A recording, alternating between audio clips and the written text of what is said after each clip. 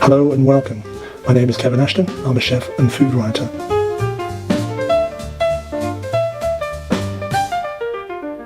So I'm going to show you how we're cutting the plums up.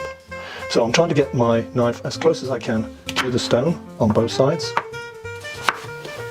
And then each half I'm cutting into 3 little equal wedges. And we'll repeat the same with the other half. And with the centerpiece we're going to cut off like that. And then we don't want to waste any, so we're going to cut the ends off as well. So we've used as much as possible when we throw the stone away. So we've got our vanilla bean on the cutting board. We're just going to take a sharp knife and cut it completely in half. And then just scrape your knife along the inside of the vanilla bean to get all the seeds out. And we're going to put that into our milk. And then we'll do the same with the other half of the vanilla pod. So here is how you cut your peaches in half.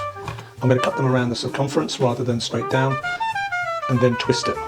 Now when I do this, very often after I've done around my cut, I come to twist them and they don't come apart.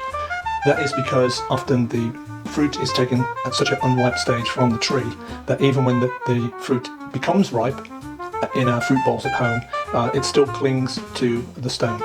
So let's give this a try and find out. So Just look at that, perfect. So we're serving 2 pieces of aubergines per person, so we'll need 8 pieces of aubergine just like this. And what we want to do is we want to just score very lightly with a sharp knife at a 45-degree angle. This will help them cook